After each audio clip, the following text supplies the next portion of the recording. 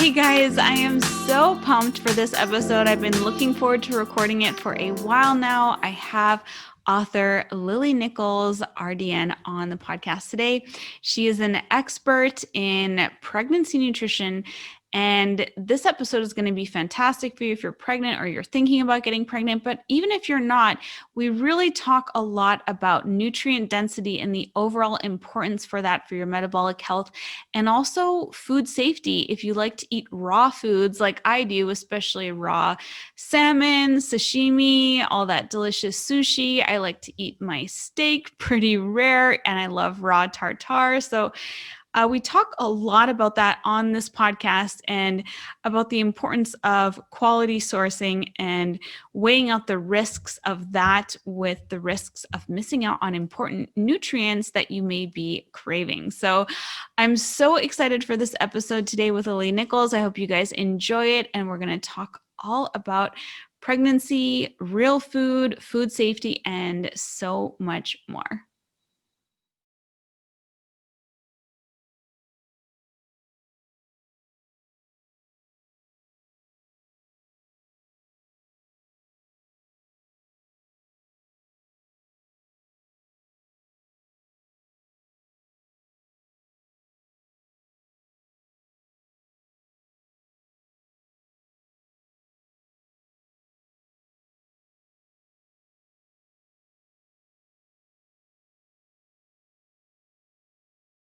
Open, right? It's like just like completely depends on where you live. Yeah. Our family is mostly in Los Angeles, and it's super strict, nothing. I mean, you have the grocery store and whatever, but it's been like pretty strict there for a while. So I'd say we're probably on par with like LA, Yeah, it's so funny. Sort of rolling what businesses are open, what businesses aren't, other than like the grocery store. Yeah. The lockdowns there have been driving all the Californians into Colorado. Like when we were there, there's an influx. I think they were like coming in 10,000 a month, and now it's like double or triple that. Oh, wow. And there's like no housing inventory available because they've all been leaving. And Texas as well. And now Texas is having that crazy energy situation. Like, yeah, I'm like, oh my God, all those displaced Californians that moved to Texas. Man. Big, nasty, snowy surprise. Yeah. Total mess. Anyways, I won't waste any more of your time. I know we probably have like a ton to just chat about. I'm so excited to have you on. My cousin gave me your book, and she like over Christmas gave me like 30 books, and I like grabbed yours right away. I'm like, this is awesome. So I really enjoyed reading it, and I'm so glad you could be on here today. So yeah, I've got lots of fun questions we can get to, and I will just introduce you after this. So I'll start it and do the intro after. All right. Welcome, Lily, to Fast Keto. It's so nice to get to have you here on the show with us today. Yeah, thank you for having me. I'm so excited to talk to you for many reasons. I absolutely love your book, but also I love that you also enjoy myth busting. It's one of my favorite pastimes. And it really seems like in the prenatal sphere, there just isn't a lot of dialogue happening at all. So people are kind of just, left to their own devices to do their own research, find things out. There's not a lot of people out there talking about how important it is to eat real food. And when I read your book, I was like, yes, this is validation for everything that I'm doing that I know is right. But it's really nice to get to read it in a book. And have that validation that's based on amazing research that you've done. So I'd love to start out just by talking about some of the top pregnancy and nutrition myths that you love busting. Sure. Yeah, there's a lot to choose from, right? And that's actually part of what, inspired, I think you probably are talking about Real Food for Pregnancy, my second book. That's part of what inspired that book was having the experience of going through pregnancy myself and having to do so much research to uncover what was actually true about what you've been told about many things. So I certainly have always been a bit, skeptical of some of the dietary guidelines and like, let's really see what evidence they're based on, because a lot of times, the reality of what works with the human body is much different than those guidelines. But specifically in pregnancy, I felt it was a little bit unfair to put the burden on the woman who may or may not have a science background, who may or may not have the extra time or interest to go searching through medical journals and nutrition journals, finding answers to these questions, right? So hopefully, in Real Food for Pregnancy, people have clearer answers on some of those things, or at least have, an alternative perspective from what they've been taught. So, gosh, where do I start? I think, in many ways, the macronutrient requirements for pregnancy are totally off. I'd love to start there. Yeah. So I'm not sure exactly if this qualifies as a myth, but back from like about the early 90s, there's been a notion that's pretty common that you don't want to overdo protein in pregnancy. It can be hard on the kidneys. And we now have research from 2015, actually the first ever study directly measuring protein requirements in pregnancy, completely disproving that.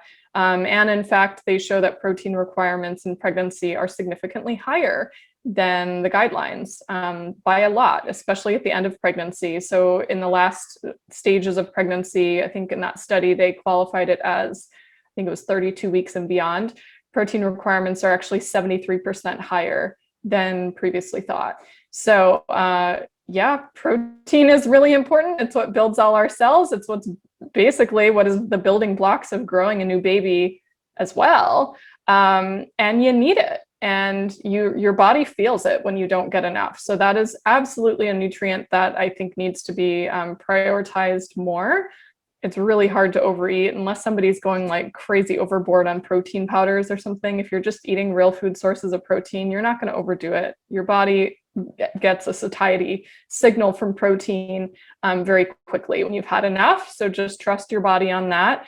But I do recommend people, attempt to get a protein source at every meal and snack. It is really important that you get enough of it. The other thing I just want to mention about protein is, it contains a lot of the micronutrients that are commonly lacking in the diet or that women are deficient in. So if you check the protein box, you're also checking the boxes of a lot of other micronutrients of concern, like iron and zinc and choline and vitamin A and vitamin B12, assuming you're getting some animal sourced proteins in there. It's like you're just like crossing off all the potential issues off the list just by getting enough protein. So that's like an easy one for people to prioritize. I think another myth in the prenatal space is about food safety.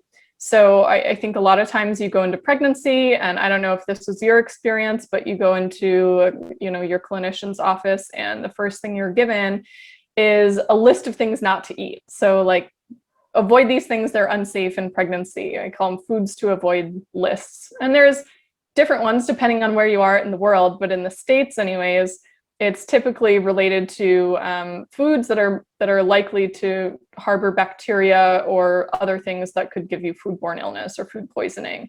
And what's funny about which things are on the list and which things are not on the list is that most of the things on the list are typically animal foods. So soft cheeses, raw cheese, deli meats, undercooked meat or fish, undercooked eggs. And they don't mention raw fruits and vegetables, which is interesting because in the States, almost half of foodborne illness outbreaks are from raw fruits and vegetables, where in comparison, eggs account for 2% of foodborne illness outbreaks. So we make this huge stink about eggs to the point that some people don't even consume eggs at all because they're so worried about food poisoning. Like if you're somebody who only likes your eggs over easy or over medium or some soft boiled or something, you just might not eat them at all because you're so scared about salmonella. But they don't tell you your chances of getting salmonella from eggs is like extremely low. It's like 1 in 12,000 to 1 in 30,000 eggs. And it's like 7-fold less if your eggs are from organic sources. So it's like, okay, we made this whole big deal about eggs, but like nobody mentioned raw fruits and vegetables. Some countries have different perspectives on that and do warn against eating salads and raw fruits and vegetables, especially if they've been pre-cut. And again, I'm not like anti this or anti that. I just think we need to have a bit more of a balanced discussion about it, because a lot of times we unnecessarily create this fear around food that isn't necessary. And sometimes you can actually risk nutrient deficiencies if you are entirely avoiding some of those foods. So eggs, for example, if you entirely avoid eggs, you're pretty much guaranteed a choline deficiency. Like more than half of the choline intake in our diet is attributed directly to eggs. It is like one of the top food sources, arguably top 1 or 2, depending on how you look at the data. So if we're telling people to avoid eggs and then not also telling them the risks of a choline deficiency, do you see where I'm going? I just have to play devil's advocate on these things. I think we need to spend a lot more time teaching about foods that provide important micronutrients for optimal pregnancy outcomes versus just scaring people away from foods that have an infinitesimally small risk of causing some sort of a food poisoning infection. And I'm not the only one who has come to that conclusion, by the way, and I do cite a lot of research in chapter 4 of Real Food for Pregnancy on precisely this, where a lot of different research teams have determined that, whoa, if we really get women so scared about, say, salmonella or listeria, and they're avoiding all these foods, they will be risking nutrient deficiencies. The ones who are taking these guidelines super seriously are ending up with a diet based mostly on processed food, processed, boxed, packaged food, because that's what seems safe. You're telling them that fresh food is not safe. So this is the situation that we end up in. Yeah, it's awful. I went on this really long rant to my husband the other night, who just smiles and nods, but I'm like, they're telling women to avoid eating liver. And if anyone out there knows me and follows me, I'm like the liver pate girl. Like that's all I've been like recommending on repeat for years. And I'm like, so now I'm supposed to not eat one of the most nutritious foods in the whole world while I'm creating another human, but I should not eat that and instead make sure, I take all these vitamins and prenatals and things which have synthetic forms of what you can get in the food naturally. Like it's just, if you've been in this space for a while, you're used to hitting your head against the wall on topics like these, where you're like, these recommendations are totally devoid of common sense. And like you said, they spread this fear. And that's one of the things I've noticed the most since I shared that I was pregnant is I've been getting this question over and over again. Are you actually still doing keto while pregnant? And I'm like, really? Like, this is the healthiest diet in the world. And if you're doing it with just nutrient dense, whole foods, single ingredient foods, avoiding processed foods, refined carbs, refined oils, and sugar, I can't think of a healthier diet in the world. So it's like saying, are you actually doing the healthiest diet in the world while you're pregnant? I'm like, of course I am. This is what helped me get pregnant. Right. Yeah. And, for context for the audience, so a lot of my early work was essentially proving what you're saying, that a low carb diet is not unsafe in pregnancy. In fact, my whole first book, Real Food for Gestational Diabetes, is on that topic. And the last chapter is debunking the myth that low carb is unsafe, that ketosis is unsafe in pregnancy and unsafe to babies. They claim that it harms fetal brain development, which is not true. They're not looking at data on low carb intake in pregnancy. They're looking at data on starvation ketosis or uncontrolled diabetes who are in a medical emergency state of diabetic ketoacidosis. And from that data, they conclude that if you restrict your carbohydrate intake to any degree below 175 grams per day, by the way, that's the US recommendation, that you are risking going into ketosis and that your baby will have brain damage, essentially. So those are all those claims are actually just, it's untrue that nutritional ketosis causes harm to fetal brain development. 30% of fetal brain energy needs are provided by ketones, actually. So they are actually preferentially transferred in utero across the placenta. When they've looked at, I believe it was a 2016 study, they looked at ketone levels in maternal plasma, in the placenta, in cord blood right around delivery.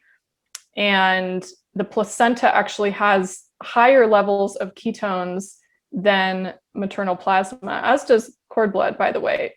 Again, indicating that there's probably ketogenesis happening within the placenta itself, because it supplies, they call them essential cerebral lipids. It supplies materials to grow the fetal brain. So, and then on top of that, just one more piece of data that I think people find interesting is when they look at newborns. First of all, they're born in ketosis. Within the first few days of life, they actually go into a deeper state of ketosis.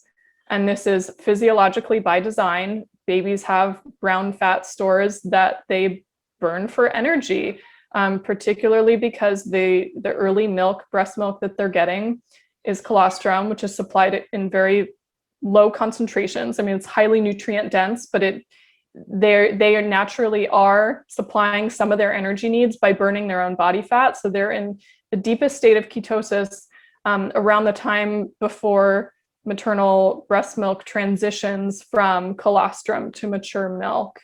But even still, they remain in ketosis during the first month of life. So the thing that I bring up, the reason I mention that detail is, if this is the biological design of infants, if this is just what happens to infants, their brain is like, obviously their bodies and their brain is functioning with ketones. Are you actually telling me that like a day prior when they were in utero, that was a dangerous state for their brain? Like, that doesn't make sense. Did like a switch go off where like ketones were damaging in utero and then like out of the womb, suddenly they're beneficial, right? It just doesn't make sense. In addition, you know, how would societies that thrived on low carb diets, like if you live in extremes of latitudes, such as the Inuit of Alaska and Greenland, where you just can't, because of the climate and the amount of light, you cannot supply a significant amount of plant foods from your diet locally. And so their diets had, you know, a maximum of 15% of calories coming from carbohydrates. They're really mostly eating animal foods. In the summers, they'd have a little more, but I can tell you, as somebody who's lived in Alaska before, the fruits that you're getting locally in Alaska are not very sweet, very, very tiny berries, which traditionally they preserve in seal oil, right? So probably still ketogenic in the way that they're consuming them. But if truly low carb was unsafe in pregnancy, we would not have societies able to reproduce and maintain, you know, health on such diets. So while I do, you know, support a wide range of carbohydrate intake in pregnancy and recognize there's some people who do well with more, I think we need to allow room for people to find their sweet spot with carbs. And as long as they're supplying sufficient amounts of calories via their fat and protein sources, especially not doing a low protein ketogenic diet. I think you could really get into trouble if you did a low protein ketogenic diet. In addition, I think you could get into trouble if you were doing just like a processed food ketogenic diet. Like, you still need to focus on nutrient dense foods. You can have, you know, a nutrient dense keto diet, and you can have a junk food keto diet, just like you can do the same for any other macronutrient distribution. I think that's an important point for people to make. I also think it's important to consider that at different stages of pregnancy, your body might require different things. So I don't know what your experience was in the first trimester, but generally people do well with more carbs in the first trimester. And a lot of people who have previously thrived on keto can't maintain keto in the first trimester. And again, that's just kind of physiologically what happens. So if your body needs more carbs during that time, I absolutely support people following their body's intuition. But do I think we can say keto across the board is unsafe in pregnancy? Absolutely not. And a lot of my work has been advocating for the data that actually supports that it's okay to go low carb if you need to. And particularly in people who have blood sugar issues, like gestational diabetes, a lot of my life's work is related to gestational diabetes. It's carbohydrate intolerance of pregnancy. You're probably going to need less than what the current recommendations suggest to just maintain normal blood sugar. And we know that if you maintain blood sugar in the normal range, your chances of having adverse outcomes from gestational diabetes are very, very slim to none. So again, it just doesn't make sense to me that we could ever say, this always, forever, for every single person is not safe when we have so much evidence to the contrary. I love that you brought up the Inuit. I mean, you brought up so many great points there, but I mean, visiting the Maasai in Tanzania a few years ago, I mean, they were just eating meat, mostly beef, milk with blood in it. And that's where they were getting most of their nutrition from. And I mean, they were towering over us, like definitely not compromised in any way in terms of their like growth or anything, just because they weren't eating carbs. So that point about the Inuit is just fantastic. I personally was doing carnivore when I conceived, ketogenic carnivore. So carnivore with a keto macros and just eating like tons of egg yolks, fatty steak and just lots of liver. And so for me, like in the first trimester, it just felt right to continue with that. But I completely agree with you. Like if you're craving carbs in that period of time, you definitely shouldn't feel bad about it. For me, I just believe you should listen to your body the whole time, with the caveat being that if you're listening to your body and it's saying eat ice cream all day, then maybe that's, like if you're just constantly craving junk food, then you have to distinguish like physiological cravings from this like food is literally engineered by the food companies to be addictive cravings. Not all of them are, this is just my pregnant body is telling me that I need more XYZ. It's like cravings for Doritos might be a sign you need some more salt or something, but no, there's not really much going on in Doritos that is providing essential nutrients, right? Some, dusting of cheese powder on there or something. Right. Probably a craving for protein. I always think when people crave those umami foods, it's because they need more protein. And I love how you said at the beginning, how reinforcing how hard it is to overeat protein. I always say, like, there's a reason those steakhouses have those contests, because they know that no one can finish that 30-ounce steak because you physiologically get so full on protein and fat. They're never going to have to give free steak. Exactly. But yeah, those are such great points. What I love that you talk about in busting myths as well, and you brought it up a little bit, is like the food safety and the fish recommendations. And I want to talk about liver next, but that was one thing that really surprised me when I went to the doctor in Denver. They said, make sure you're not eating like all the stuff I already knew, the runny egg yolks and all that. And they said, definitely don't have smoked salmon. And I was like, I'm eating that every day to get my salmon, because I usually eat raw salmon, sashimi. And so I was doing smoked salmon as like a substitute. And then, I was like, is it the parasite risk? I understand the bacteria that they said, if you want to eat it, you can heat it up, which like doesn't sound appealing at all. But I love this point that you made, that I've heard it in different interviews, that if you're craving that food, like say it's raw salmon sashimi, what if there's nutrients that you need from that you're missing out on because now you're afraid of eating fish and you're afraid of getting, bacteria or parasites. And so you're missing out on these important things that you need. And those cravings are speaking to you for a reason. Yeah. So, I mean, the fish thing it's so common that people crave just raw seafood. So sashimi, sushi. I don't know if smoked salmon is like, technically it's cured, but still semi-raw, I guess. This is extremely common. And I had that firsthand too. I just craved, I didn't want, cooked seafood was completely off-putting. this is like, ugh, thought of like the smell of cooked fish was just like, was not going to happen, at least in the first half of pregnancy. But ceviche or sashimi sounded really, really good. So it's interesting. I mean, I think a lot of it comes down to the quality of fish and how it is handled. There is a parasite risk for fish, and that's the primary concern. However, if you're doing like sushi grade fish, it's typically flash frozen on the boat and frozen long enough that it would inactivate any parasites. It's interesting, different countries have different recommendations on this. The US is very strict against sushi. The NHS in the UK says it's fine as long as it's from a reputable establishment because of all the increased microbial screening and flash freezing and all that goes on with sushi grade fish. Of course, when you go into parts of the world where people eat sushi all the time, Japan and elsewhere, it's actually encouraged because they believe it's quite nutritious, which it is. So I think it comes down to A, your personal level of comfort with it, and B, like quality and sourcing.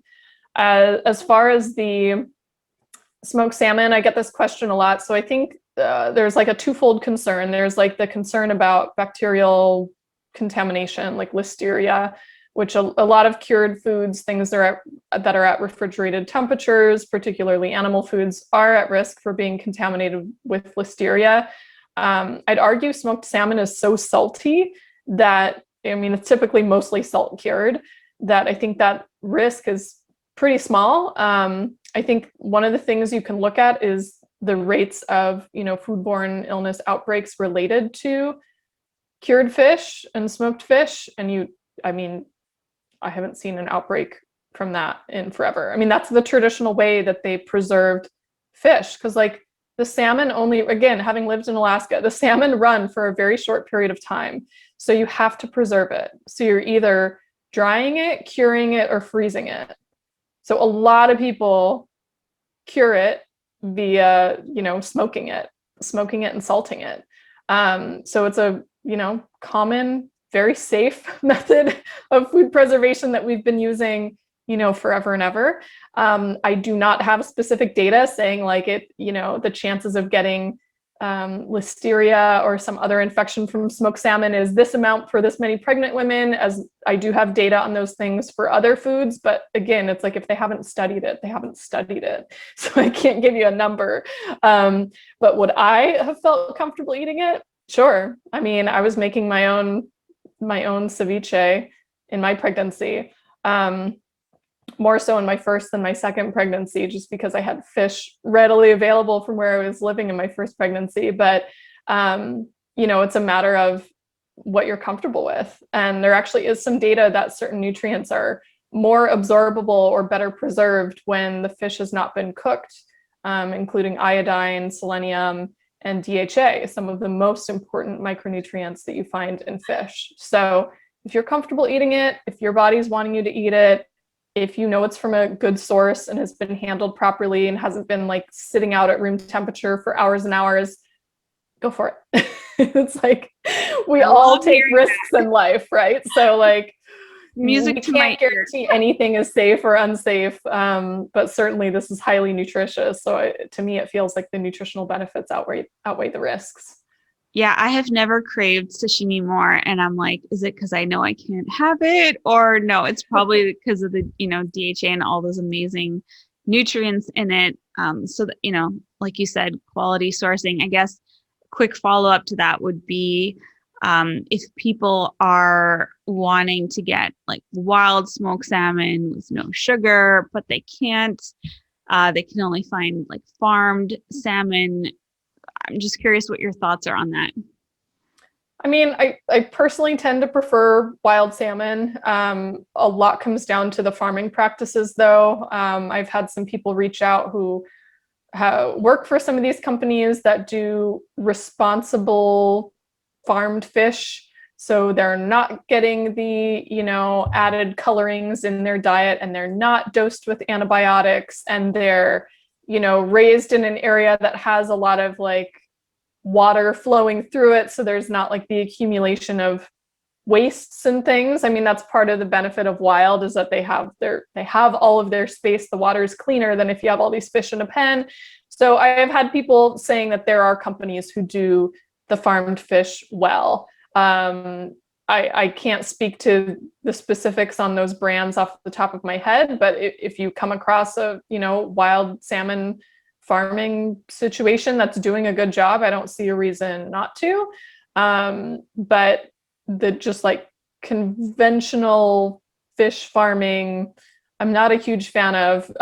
They use a high amount of antibiotics to keep the fish from getting sick. So you're getting antibiotic residues. Like I said, they add color. You'll often see it like right at the fish counter. It'll say, farmed fish, color added. Like there's a labeling requirement that they say that the color was added. Like they add the astaxanthin coloring that would normally be in their diet naturally into the farmed fish foods so that their flesh is actually pink. So that's obviously, feels off-putting to me, but everybody has their opinions on it. So again, I just think it comes down to how the operation actually raises their fish. Yeah, I've always, go for quality of food and, trying to get what you can, but at the same time, it's just so important to eat what you can afford. So I love just talking about, the alternatives. Are they so bad, or is it, are you better off like eating them anyway if that's what you can afford versus just not because you're like, oh, it's going to be GMO and full of, garbage. Yeah, well, I think it's a tough conversation, right? So a lot of my early work in my career was with, low income populations in inner cities, on, food assistance programs, were really like their option for fish was the canned tuna that they could get through the Women, Infants, and Children's program. So, is it like the best source of fish ever? Like arguably tuna is a little bit in this in between on the mercury. Like they only recommend like 1 can of canned light tuna per week, like no more than 6 ounces. But at the same time, nutrient wise, you're getting a significant source of protein, iron, zinc, B6, B12, probably one of the only sources of selenium in their diets, iodine. And yeah, there's going to be some traces of mercury, but is that better than another McDonald's hamburger meal? Yes. Right. So there's always going to be these sorts of difficult conversations where it's like we would never tell people if only eat organic vegetables. If you can't afford organic, don't eat them at all. Right. And yet I feel like we have that default when we're talking about all these other foods. Like if you can't afford organic grass-fed milk, like just don't drink the milk. And it's like, okay, it's not perfect, right? There's a lot of things that aren't perfect, but we have to like look at sort of the hierarchy of human needs. And I can tell you our bodies are incredibly resilient. So although I am writing about what's optimal, I'm quite realistic about this and tuned into the needs of different populations. And the same thing isn't going to work for all people just out of like food availability. And always whole food, no matter the sourcing, no matter how it's raised, with the fewest number of ingredients, will be better than the processed food, which by the way is also made from like who knows the sourcing of the ingredients, right? So I feel like people take this trade-off, well, like, I can't afford the wild Alaskan salmon, so I just won't eat any fish at all. And it's like, well, or I'll just have this microwave pizza instead. It's like, okay, the can of fish is much better than the frozen pizza, my friends. Yes, on a hierarchy. I mean, it is a difficult discussion. For me, I always go back to canned sardines, eggs, and ground beef because we like to do things on a budget, and obviously that's always going to be better, like you're saying, than eating pizza or cereals, and they that are fortified, but with synthetic forms of nutrients. So speaking of that, I'd love to talk about liver because it's pretty controversial. Women are generally told to avoid pate when, eating, probably more for the, like maybe the nitrate content in that, but, they don't really talk about if you make your own pate, which I know like thousands of people who do. And I spoke to a couple of female physician colleagues of mine, and I asked them about this, and they had both, like one of them is an OBGYN and the other has had a couple of children recently.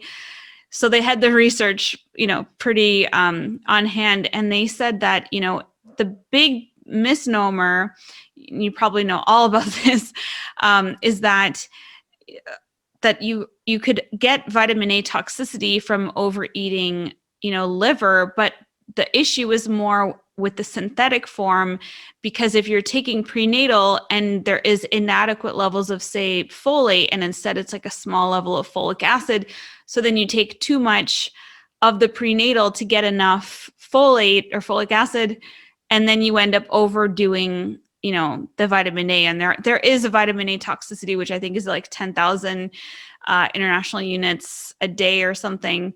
But these are synthetic forms of these nutrients. So if you're talking about liver, I'd love to know your stance on that. I'm someone who used to eat like 3 or 4 jars of homemade pate a week. And then, since getting pregnant, I've been sticking to like 1 to 2 ounces. But it just tastes so good when I eat it that I'm like, I can feel my body saying like, yes, like we need these nutrients. Yeah, so I mean, I've written extensively about this. Both my books actually have a section on liver. So the typical concerns about liver are twofold. There's the vitamin A concern. And then when it comes to the pate, that's a listeria concern. So like I said, like pre-packaged, pre-prepared meats in the refrigerated section of the grocery store, like they're all technically a potential listeria risk. Listeria can thrive in those foods. Whether it's there or not, we don't know, right? But that's why you might see warning against pre-prepared pate specifically. In the US, the bigger red herring about it is the vitamin A. And there were some studies in the 90s that showed with high supplemental levels of vitamin A beyond 10,000 IUs per day, there was a elevated risk of certain birth defects in those women, particularly, in the first trimester, all the organs are being formed by pretty much 8 weeks of pregnancy. So that's where you see the most problematic birth defects. Again, devil's advocate, there's arguably even stronger research showing that vitamin A deficiency is also linked to birth defects. So gonna throw that out there.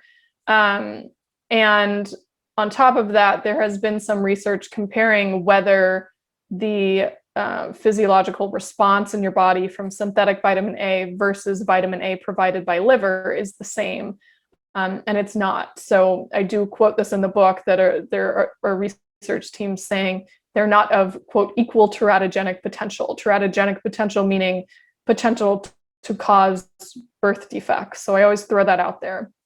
On top of that, I will say liver is one of the most nutrient-dense foods, if not the most nutrient-dense foods on the planet, providing essentially almost all of the micronutrients required for pregnancy in a very concentrated form. And when we're in a situation where anywhere from like 40 to 80% of American women are not getting enough vitamin A, it doesn't make sense to me that we're making the richest food source of vitamin A off limits. In my experience, it's pretty rare that people overconsume liver.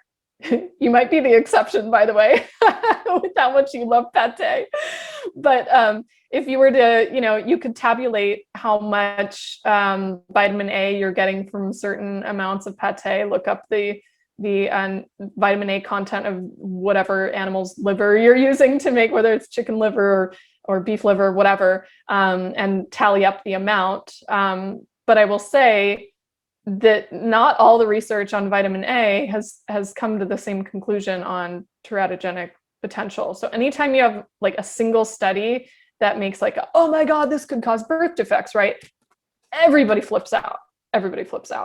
And so it's mentioned in every single study that comes out on that topic after the fact, even if follow-up studies have not come to the same conclusion. So there are some studies suggesting that actually the tolerable upper limit should be 30,000 IUs, not 10,000, right? The way in which we consume liver typically is not in huge quantities at a time. I mean, typically people are not sitting down to 6 ounces of liver and onions like 3 times a week where they're just having a ton. I personally recommend, a couple ounces of liver a week to start if you can, maybe a second serving per week if you want it. But I'd say like for most people, it's a stretch to even consume liver like once a month, and I think it can also be helpful for people to just kind of put in perspective how much, if you ever order, like if you eat nose to tail, and like we purchase a portion of a cow share every year, sometimes a pig share as well from a pasture-raised, grass-fed beef operation. And, of course, I always ask for the organs because most of the people don't want the organs, but that's like the most nutrient dense part of the animal. So I'm big on liver, big on making pate and hiding it as hidden liver in different ground meat dishes, lots of recipes for that in Real Food for Pregnancy. And, you have to think about, you get an animal share and you're getting like hundreds of pounds of meat, right? And you get one liver, right? Yeah, that liver for a full-size cow is big. It's many pounds. But you're not like eating liver for every single meal. Like it's still diluted across your diet with like all of these different foods. So I think we make all these warnings about liver, and it just from like a, real life situation, it doesn't make sense because you kind of, first of all, don't overeat it because it's so nutrient dense and flavorful. Like it might be really good the first couple of bites, but you get like a few ounces in and you are satiated from liver and you don't want to have any more pate at a sitting. Like it is a self-limiting food. Personally, I have not had, even being a longtime advocate of consuming liver, I have not had a single client ever overconsume it, nor have I had a single client get too much vitamin A because of the liver they're consuming, because it's not something they're eating every single day in mass quantities. Like over the course of their month, it's providing them with adequate amounts of vitamin A, but not an excessive quantity. So I'll just kind of throw that out there as both like what the research says, but also like some real world, just common sense on it.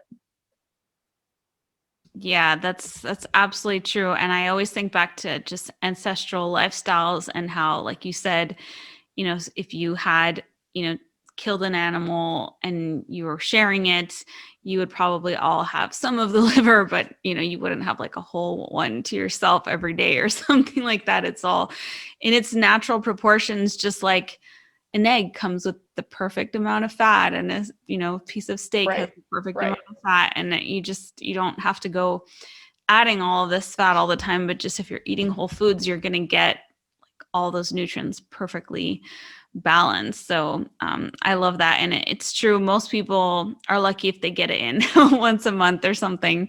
And it's amazing because it's like you get the vitamin A, but you also get all these minerals from it, which isn't really talked about much, which we also need.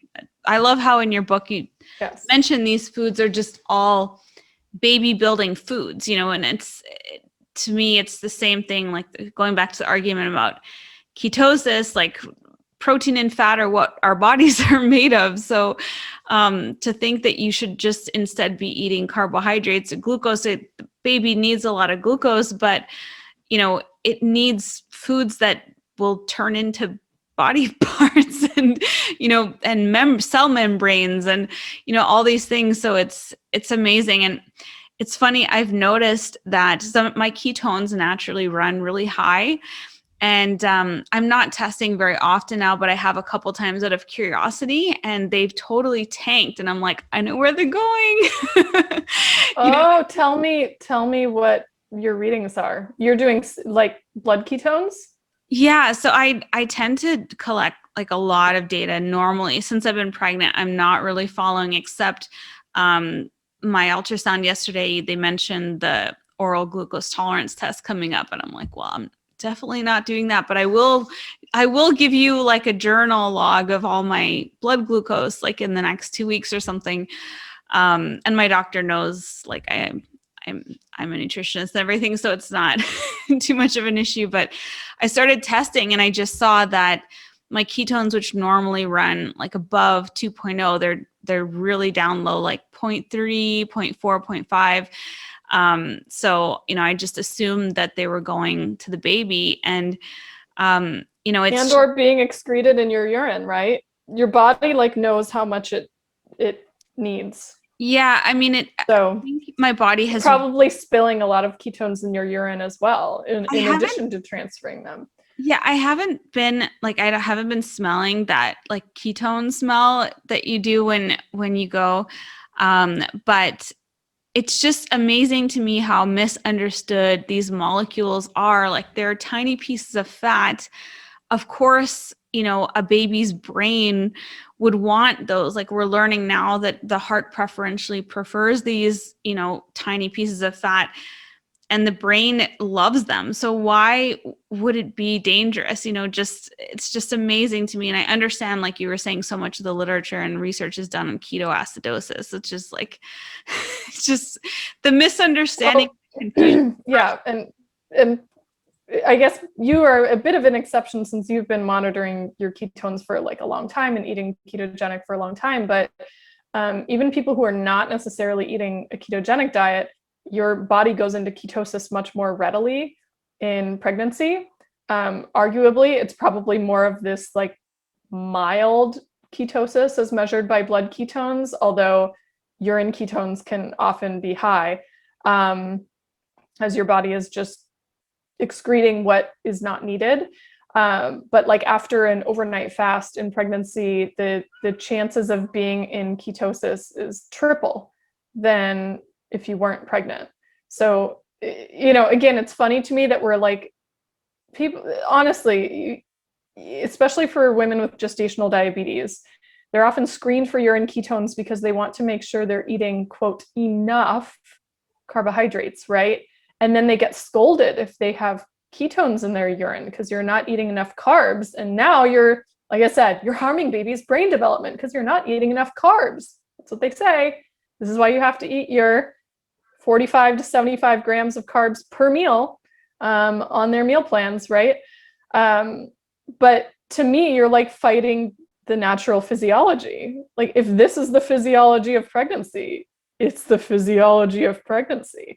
I mean, it's very similar to how the medical world has approached birth. I mean, we're finally at a place where we're coming back to like, wow, we now have all this data that like physiologic birth is like beneficial for all of these reasons. And if you just get out of the way, things progress as they should. If you don't give an episiotomy, the perineum will stretch, or if it tears, it will tear in a place that heals quite well.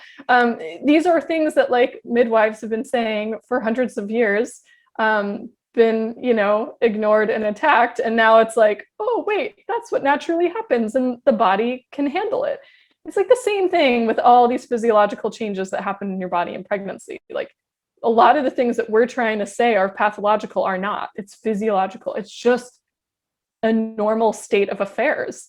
Arguably, your body is trying to be in at least a mild state of ketosis. It often dips into ketosis even between meals. So, and certainly overnight in virtually everyone, even if you're eating a high carb diet, by the way. Yeah, I always love to bring up that point. Like, I measure my husband's ketones in the morning, and he's like usually does high carb, and he's at like 0.2, just after an overnight fast. Yeah. It's like, oh, these dangerous ketones. I hope that more understanding, comes about what they actually are. They're signaling molecules, but they are also just tiny pieces of fat and really dense forms of energy, and that it's really fantastic. But I'd love to segue into gestational diabetes, since you've really specialized in that area, and it's really been on the rise in the last years. what do you think is going on with more and more women being diagnosed with gestational diabetes? What kind of patterns have you been seeing? Yeah, so gestational diabetes is on the rise. There's many possible reasons for it, going down to the way that even that we're testing for it these days. And some people would blame that maybe, especially in certain countries, we're using more sensitive and specific and different thresholds for diagnosing it. However, it mirrors exactly the rise in type 2 diabetes and prediabetes across the population. So, in the US, I think it was a 2015 paper showed that 49 to 52% of American adults have some form of diabetes, whether it's like overt diabetes or prediabetes, undiagnosed or diagnosed. So that's half of the population. The estimates on gestational diabetes is about 18% of pregnancies are complicated by gestational diabetes. So it is by far the most common pregnancy complication. Essentially what it is you have high blood sugar in pregnancy, right? Whether it was something that developed as a result of the physiological changes of pregnancy, or if it was a pre-existing undiagnosed diabetes or prediabetes that we're just identifying at this period of time because we're actually testing, is another story. And so in my experience clinically, I worked with the California Diabetes and Pregnancy Program and a number of diabetes specialists focused on maternal fetal medicine in my career. And we actually screened for gestational diabetes in the first trimester via a hemoglobin A1C. So that is a non-fasting blood test that looks at your average blood sugar over the last couple months. It's essentially what percentage of your hemoglobin molecules are sugar-coated, glycated.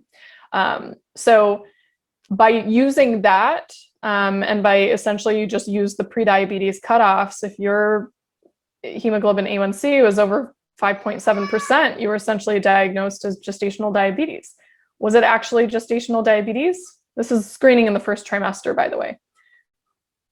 Technically, it means your blood sugar was not so good going into pregnancy. Technically, you have prediabetes.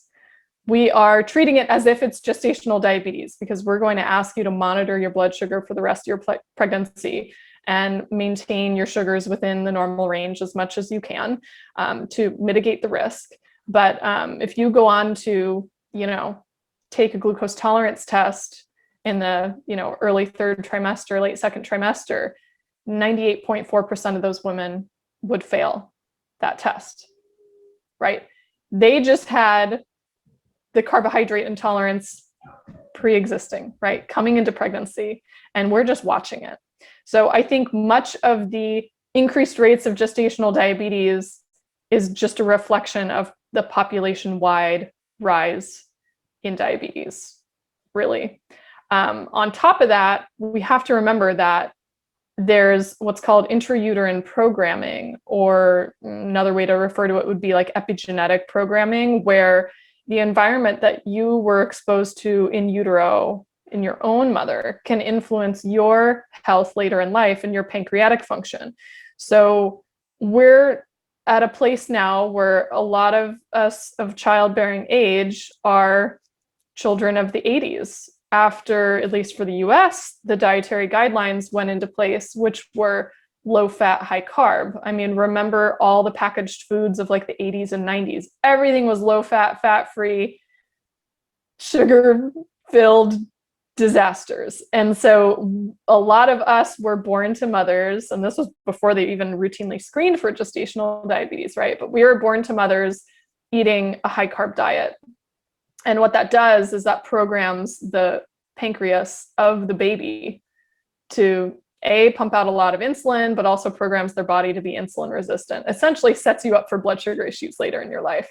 And this is part of the reason became so passionate about gestational diabetes. I mean, we have data showing that there's an anywhere from 6 to 19-fold higher risk of obesity and type 2 diabetes by the age of 13 in children born to mothers with poorly controlled blood sugar in pregnancy.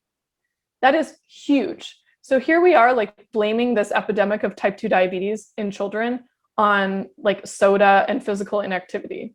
Certainly that plays some role, but they're like, the odds are against them.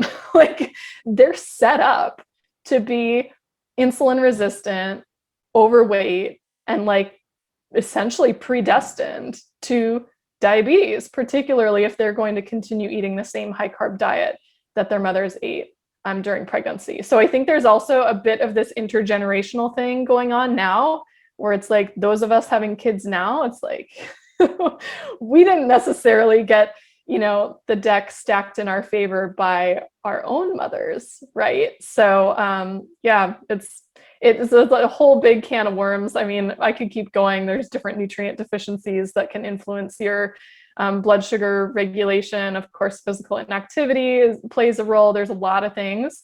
But I think much of it stems back to just our population-wide rise in diabetes and our very early and lifelong exposure to just high sugar, high carb eating. Yeah, it makes so much sense. And I love how you point out that basically the health, like how healthy your pregnancy is going to be, is mostly determined by how healthy you are going into it. And that, you know, whatever state your body's in at that point will just be sort of emphasized, if anything else, by, you know, what your body's going through and demanding more resources, more nutrients, more, you know, of all these things to make a second a little body. What I also find interesting too that you've pointed out is there's some confusion, I think, out there about how much additional food to be eating during pregnancy. And there's a lot of, you know, mythology out there of like, you know, you're eating for two. So basically, you know, you need to double your calories. But logically, you're eating for like 1.2 or something, right? Like you're eating for you and this tiny baby. And most of the research I've seen says you need an extra 300 calories a day, something like that, which is like one avocado. And not until the second and third trimesters, the baby's nutritional needs are actually pretty low, like calorically, and a lot lower so than people think. So if you go into it with the mindset of eating for two, and then, you know, I definitely encourage listening to your body and all of that. But then if you come out of it at the end that you've gained like, you know, 100 pounds or just like it put on so much weight, that's also going to be a factor in the gestational diabetes and all of that as well. So is that sort of what lines up with what you've seen? Yep. In a nutshell. So the research quote that I like to refer to is it was a paper looking at, you know, how can we actually define the increase in energy requirements in pregnancy? Because there's all sorts of, in the dietetic space, there's all sorts of different opinions and calculations, and some have like even to the point of calculating week by week increases in caloric needs. So anywhere from, you know, the basic like 300 calories per day extra starting at the second trimester all the way up to, you know, it's 540 something at this many weeks. But that paper found that, you know, there's often a decrease in energy expenditure from physical activity in pregnancy, making the total increase in the amount of calories you need less. So it depends on so many factors, right? Your physical activity, your metabolic health going into pregnancy, you know, whether you were underweight starting pregnancy or overweight, all of that factors in. But I think they said that in some women, the increase in calorie needs is only 70 calories per day, because these might be the women who are like already decreasing their physical activity significantly. But it certainly can be over 300, of course. But their quote was that it shouldn't be eating for two, it should be eating for 1.1. Yeah. Which is, you know, we don't go from needing like 2,000 calories to needing 4,000 calories. You go from needing maybe 2,000 calories to like 2,200 calories, you know, or maybe a little more. But yeah, it's like an extra snack or, you know, larger meals. It's not a huge amount. And I think more so the reframe that I suggest on it is that you're focusing on more nutrient dense foods because they're is absolutely an increase in micronutrient requirements. So it is a time that I think is especially helpful to focus on food quality and micronutrient intake. If you want to tally something up, tally up those, and not focus so much on the calories. You can, I'm just such a big believer in like real food and mindful eating combined. It just, you fill your body with nutrient dense foods, your body finds its satiety set points, and it just at the same token, the weight gain often figures out where it's going to be as well. And pregnancy can be, a bit of a wild ride because your body is changing so quickly. And a lot of those changes are not directly within your control. So I found it interesting in both of my pregnancies where there was a couple weeks where I went through like a big growth spurt, like either myself or baby went through a big growth spurt. I had that both times where I was like, I put on a couple pounds last week. That's interesting, followed by a week with, more moderate weight gain. And it just kind of like your body does its thing. And as long as you're not excessively eating those empty calories, you're probably going to be just fine, right? Like you'll be getting enough calories if you're listening to your hunger and fullness cues. You're probably not going to be in a situation of inadequate or excessive weight gain. It's like a lot of these things just figure itself out when you're eating high quality, nutritious foods. That's my main advice to people when they ask how to not gain too much weight during pregnancy. I'm like, if you're eating real food, you won't, you just won't, because you'll be getting those satiety signals, and the more nutrient dense food that you are eating, the more feedback you'll get, as opposed to eating processed foods. And like you said, hyper palatable, addictive foods, which totally mess with our satiety signals. And yes. I can understand it. When we were in Denver, I tried one of these keto ice creams because, there's a whole wall of them, and, there aren't things like that really here in Prague. So it's like, I got to try one of these.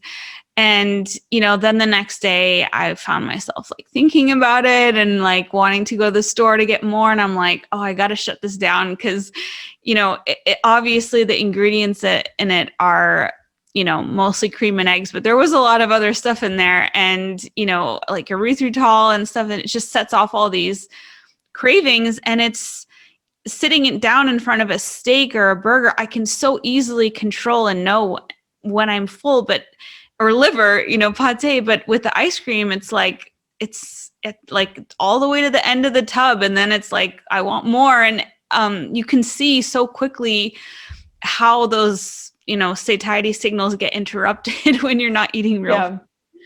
Yeah. And it seems to me like there's a lot to do with the flavors that they put in them as well, because if I do like, I have a recipe, I think it's in Real Food for Pregnancy. Yeah, for maple pot de creme. It's pretty low in maple syrup, so it's arguably still would be something maybe you would eat. But because it doesn't have like fake flavors in it, it's just like incredibly satisfying where you don't want to keep eating. But you go and get one of those, I don't know, some kind of a snack, processed snack food, even if it's paleo, keto, whatever.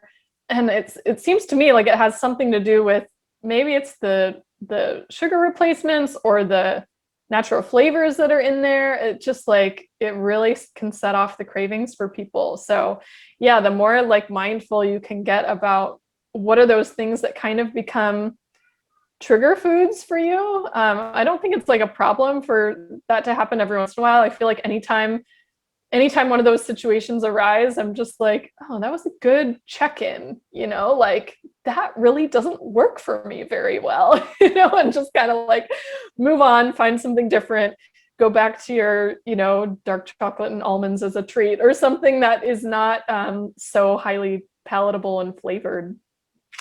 Yeah, I absolutely agree. I was wondering what your thoughts were on nausea and that kind of thing, and any connection to insulin resistance based on the work that you've done. I've had such a smooth pregnancy. I didn't have a minute of nausea or morning sickness. And I've had a lot of women messaging me and commenting saying like my keto pregnancy compared to, my pregnancy on standard American diet was just night and day. So And I've been wondering about what are like, am I just lucky? Is it, what is happening there? And could it have any connection to the health of my body going into this, or like the diet and eating real foods? That's a good question. It's really kind of hit or miss, whether you're going to have nausea. I think the data I've read is that 90% of pregnancies will have some degree of nausea, right? I certainly had some with both of mine, although not to the point of throwing up constantly or anything, but just sort of this low level like queasiness, right? So I can definitely sympathize with anybody going through it. There are some people who pretty strongly believe that it's, your metabolic health going into pregnancy can play a role in whether or not you have nausea. I don't know how much that is true, because I went into pregnancy with really good metabolic health, had pretty extensive functional medicine lab testing, especially going into my second pregnancy, where my, markers of insulin sensitivity and fasting glucose, fasting insulin, lipids, like everything metabolically was like really good. And I still experienced it. Now, was my nausea worse when I like went off the rails and ate junk, which wasn't like super often, but sometimes you're just like, I can't eat anything. I'll just eat this whatever processed thing. That would create a cycle of making it worse, where I'd have to like go back to like whole food versions of things that I could keep down.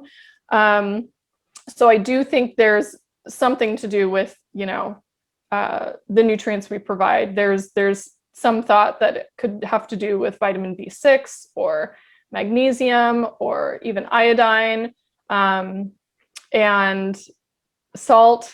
For sure, salt seems to really help with nausea. So there's definitely things that you can, pick and choose from and try, but I don't know if there's any way to like, I wish there was a way to guarantee that you wouldn't experience it, because I thought that, myself, of anybody, like I had 15 years of solid real food eating going into my first pregnancy, that I was really like, but my magnesium was great, but like my B6 was great. And I was, eating all these great foods leading up to it. And like, what the heck, I don't know there's a way to entirely prevent it. And I've also heard, some people have one pregnancy doesn't have any nausea, and then the next pregnancy has a bunch. And you just, sometimes it's just the cards that you're dealt. I always think it makes sense to go into your pregnancy, like if you have the luxury of planning it, with as solid of nutrient stores as you can, in the chance that you do experience the nausea or food aversions or other things early on, which again, like I said, that's 90% of pregnancies, that will be the reality. That you're falling back on those nutrient stores, and you can just like rest assured that even though I'm not eating perfectly right now, my body has what it needs. So, that's one thought. There's, some data that if your thyroid is a little bit, wonky, you won't experience as much nausea in pregnancy. So that can be a sign to be screened for potential hypothyroidism. Although again, like that's not a guarantee. Some pregnancies like yours are just like totally lucky, and you don't have to deal with it. So yeah, I think it's more just like stacking the deck in your favor and then sort of like rolling with the punches with whatever comes your way during the pregnancy. I've heard a wide range of experiences, and it seems to me a lot of people are reaching out when they're previously have been doing keto and then can't stick with it during the pregnancy because of the nausea. I get probably 24 messages like that every week. I get a lot of that. I don't get as much of I didn't have any nausea. Sometimes I have like my nausea was lessened. And like I said, I know for me, I'd say my nausea compared to what I've seen in practice was very, very mild. But it was definitely there. And it was still definitely worse if I was eating junk. There might be a little connection, maybe. So it definitely helped when I was eating more nutritiously. It helped, but all of the like, oh, just take your B6 and your magnesium and your ginger, and that takes the edge off. But it didn't entirely fix it. I just had to wait it out. And once, early mid second trimester, it would just kind of go away, but in the weeks leading up to that, pretty rough, pretty frustrating, pretty tiring. Yeah, I mean, I think it's completely normal. I was just curious if you thought there was any link there. And I'm a little biased because I have friends who've had really bad morning sickness and they tend to be higher carb eaters than standard American. And then I have friends who didn't, and they tend to be more like paleo, real food or keto. So I think I've just been biased from that. But lastly, just as we wrap up, I have a question on your theory about meat aversions and where that comes from. I initially thought maybe my cousin came up with this theory that it could be due to like bacteria that could potentially be in meat. And a lot of women who do low carb, they get like intense meat aversions. I was thinking it might have something to do with heme iron, like there being enough stores of iron if you're eating a lot of red meat, and then your body's like, we have enough. Because I didn't have aversions, but I just had like a preference for the last couple months for like chicken and fish. So I feel like my body's saying like, we've got enough heme iron. Now let's like, dial it down a little. But I just love to know what your theories are and why so many women experience like meat aversion specifically. Yeah. Well, to kind of go back to that food safety conversation, the theory that your cousin has is one that I've seen. I've read a bunch of different research papers on both cravings and aversions in pregnancy that I talk about in chapter 7 of Real Food for Pregnancy. And there is a theory that potentially aversions to meat and animal foods could be specifically almost like, an evolutionary thing built into our species from like before the era of refrigeration and widely available salt for like more safely drying and curing foods, that meat was one of the first things to spoil. And so potentially the aversions to meat would be to protect the mother from some form of a foodborne illness. And you can imagine if you like are, in a tribe and they hunt an animal, probably the only time that you're going to consume that food is like right away, unless it's been dried and preserved in some way. So same can go for the wild plants. There are vegetable aversions. Prior to us hybridizing all of our foods, plants have a lot of compounds in them that try to prevent you from consuming much of them, right? You go back to like before they hybridized tomatoes, and they're like these, first of all, really tiny, tiny things, but they have high levels of solanine and other plant toxins in them that could potentially be harmful to the baby if eaten in excess. And so potentially aversions to vegetables, where nowadays they have very low levels of some of these things, at least compared to their wild counterparts, could harken back all the way to that. Things that taste bitter are usually poisonous, So that is one theory. I will say to your other theory about the nutrient stores, I have had that same theory. And the reason is I have had clients who were previously vegan or vegetarian. I was actually doing an interview with somebody who I didn't realize was previously vegan, and she was pregnant.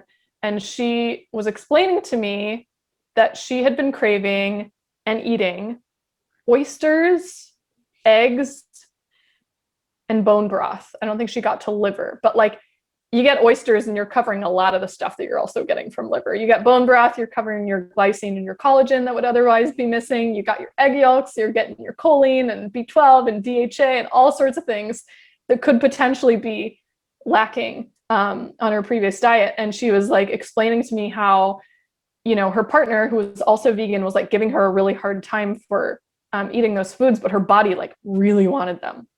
Now, switch over to the paleo, low carb, keto crowd, which I'd say I attract a larger amount of that audience. And it's like the opposite.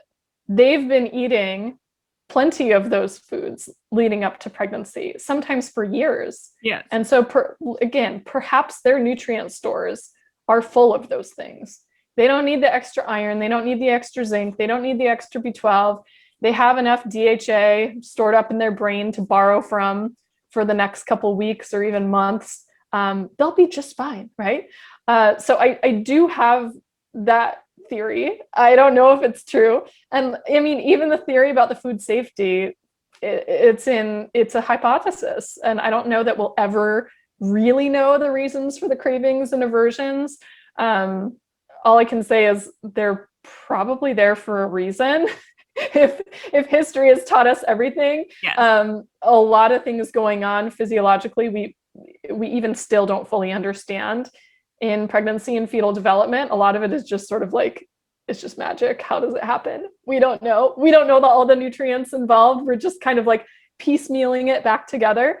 And so maybe in another 20 years, we'll have like a clearer answer. But I do think there's a possibility that it has something to do with which nutrients your body is needing more of.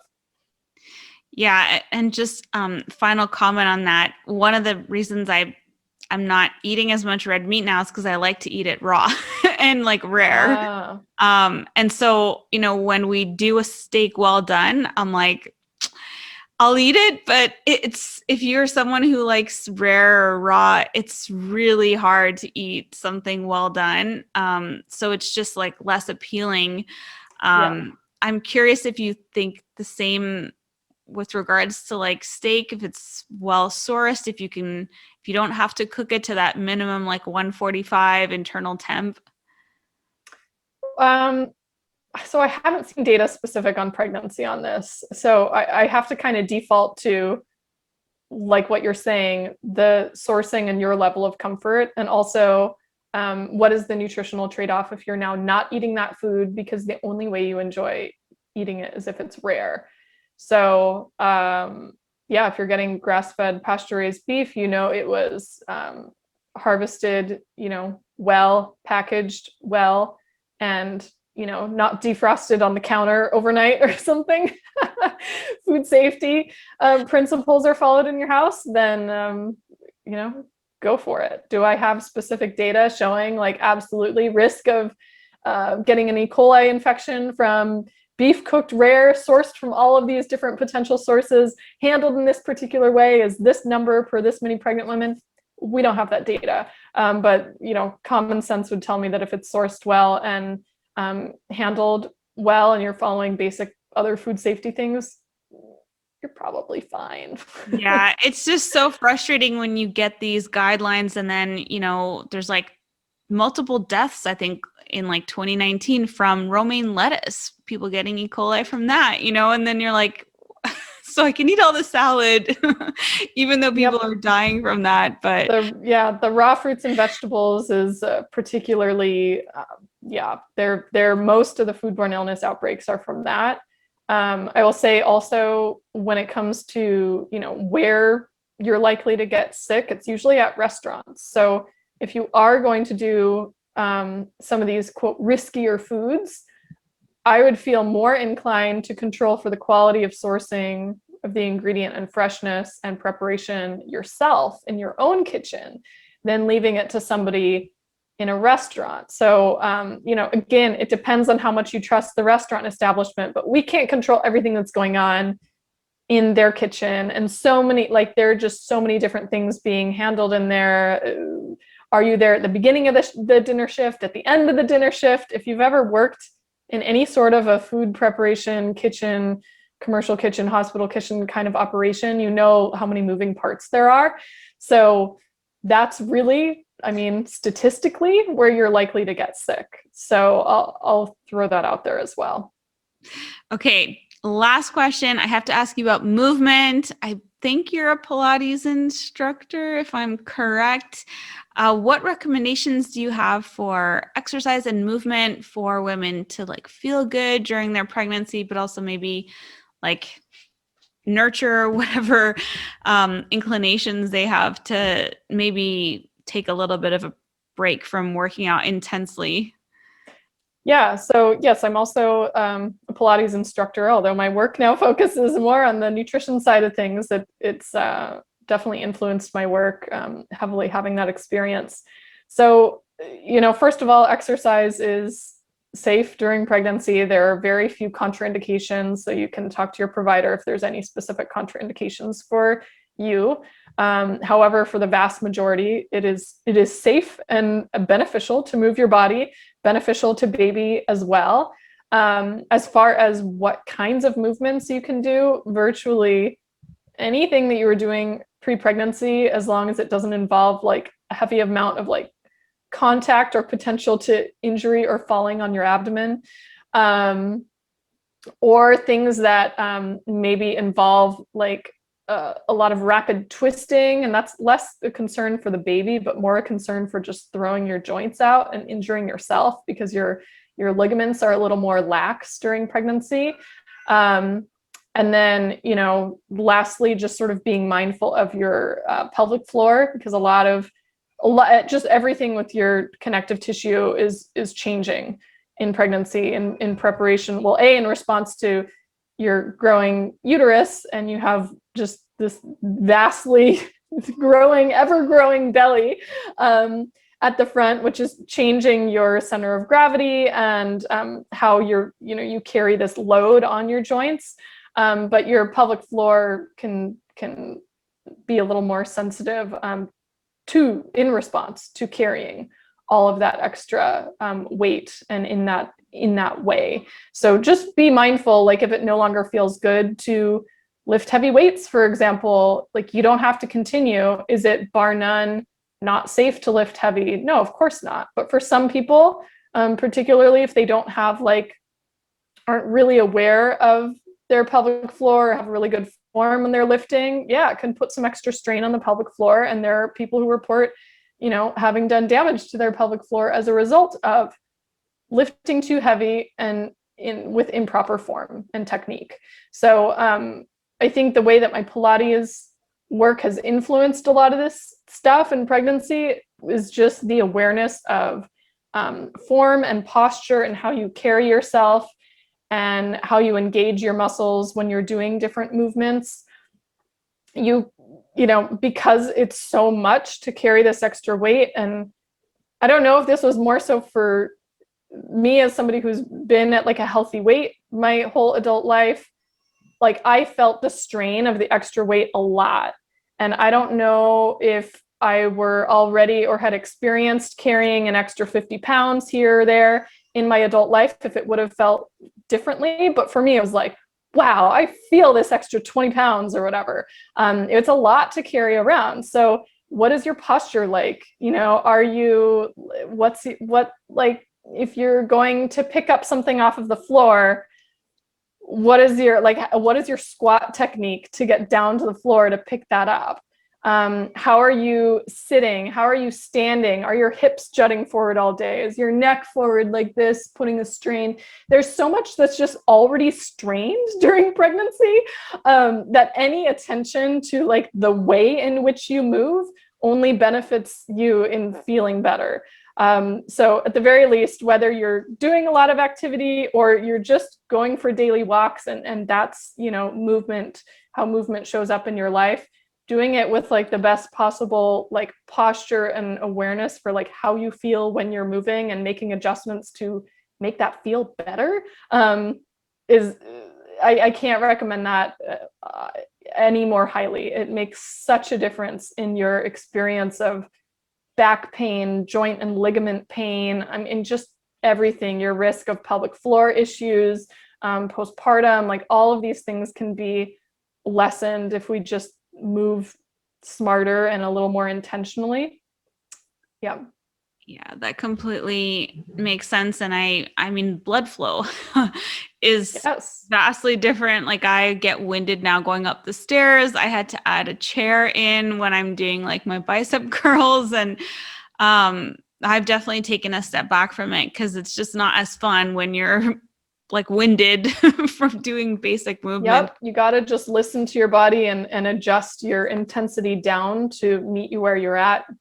And think about it, like what you're saying, more from like I am stretching so I feel good. I am moving blood through my body, so I'm increasing nutrient delivery to the baby. Versus I think some people who have been really active for a long time, and especially if like activity to you is like built into your level of self-worth, like people who've done competitive kinds of athletics, it's just not a time to hit PRs.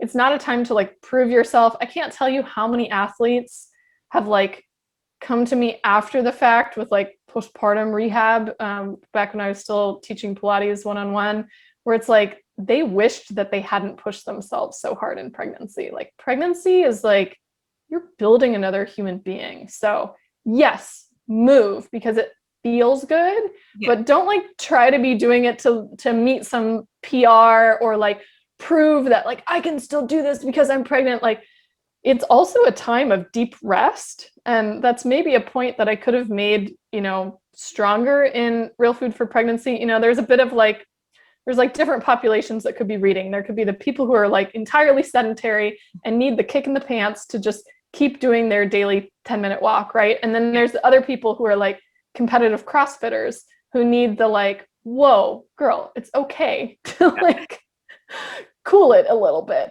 And so it's hard to kind of walk that line in like in the format of a book. But it is also a time of deep rest. And so if your body is feeling tired and is not feeling like moving intensely anyways, is no longer feeling good, don't move intensely anymore. Just move, just move for the sake of moving because it feels good. And you don't need to go beyond that to prove anything to anybody. Yeah, those are perfect recommendations. Now, I really want everyone out there listening to get your book. I absolutely loved it. And I just think it's such a great resource for anyone who is pregnant or thinking about getting pregnant, just to know, even if you're not pregnant, I mean, everything in there is information on how to build a healthy body. So I'd love if you could tell everyone where they could find your books and also just follow you online. Yeah, sure. So you can find my work at lilynicholsrdn.com. That's my main site. You'll see a tab for books on there, so that links out to where you can find them. So I have 2 books, Real Food for Pregnancy, which is the one we were mostly talking about today. If you have been diagnosed with gestational diabetes, you might want the other one, which is Real Food for Gestational Diabetes. So those are linked out there. And also my blogs are up there. There's like 250 plus articles on there. I've been blogging for a long time. Not as frequently now that I have 2 kids, but I still blog when I can.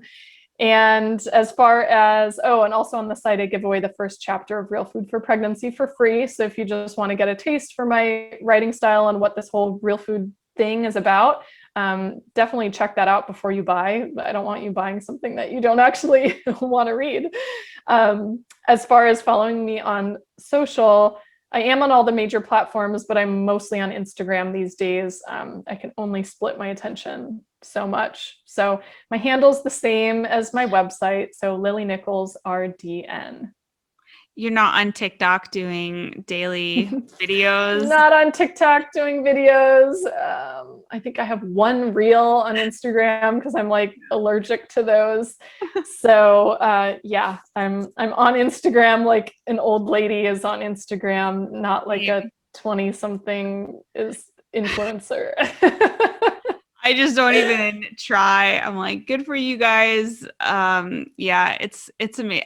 Just awesome to be on Instagram and sharing content. It's a great way to get it. And I really, really appreciate you taking the time to come on here today with our listeners, because I know there's so many people who have questions about this, and there's so little authoritative voices out there speaking confidently about this topic. No one really wants to talk about it. So I know. I've been told like, I think it was when I was on Rob Wolf's podcast for the first time must have been 2015. He was like, no one wants to touch pregnancy with a 10-foot pole because you're going to have like, what do you say? Something like flaming arrows shot at you. Like anytime you're speaking out, like in contrast to any of the existing recommendations, yeah, you're kind of a target. So this is why like my books end up being what they are, which is like just with references at the end of every sentence so you can look up where I came to my conclusions from and not just be like, where'd this girl make this up? Like, here's your source, look it up for yourself, come up to whatever conclusion you want. If you want to follow the guidelines, follow the guidelines. Here's why I think this makes more sense, but I do constantly have to just back my stuff with research because it is different than that pamphlet that you get from your doctor. So yeah, and your work is so important, and it's obviously very influential, in potentially influencing other governments around the world to change their recommendations. And it's so helpful, especially now with, gestational diabetes rising, just diabetes overall in the population. And I really appreciate all the work that you do and put out there. So thank you. Thank you. All right, guys, that's the episode. Thank you so much for tuning in. I hope you enjoyed it as much as I enjoyed getting to record it. We totally went over time because I could have asked her a zillion more questions because she is so incredibly knowledgeable and fun to talk to. And at the end of the episode, we talked about doing another episode about preparing for postpartum, doing one potentially on breastfeeding. So you guys let me know if you want those episodes. I would love to record them with her.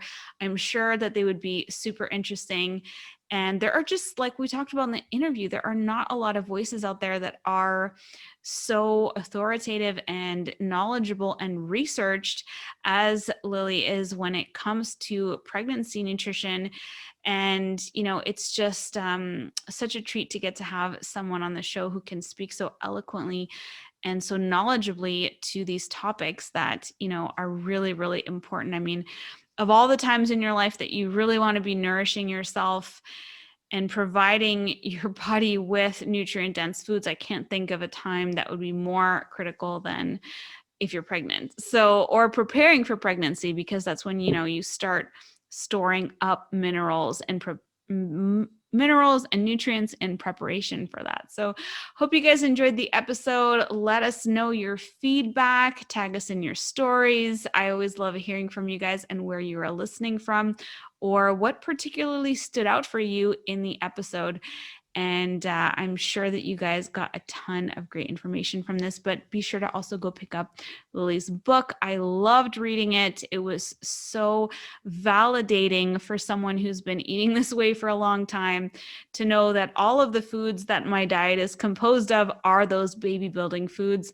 And, there's great recommendations in there as well as for, what kind of healthy carbs to incorporate and movement and so much more. So I'll link that in the show notes for you guys. As always, if you want to try doing keto with me supporting and guiding you, I have tons of meal plans available at ketogenicgirl.com, and they all come with my support and coaching for any questions that you have as you get started on keto or restart keto or try out carnivore. I have carnivore meal plans. I have vegetarian meal plans that are keto. I have tons of different options, no cook recipes. If you want to really spend the least amount of time in the kitchen as possible, there are tons of options available there. And that's all at ketogenicgirl.com.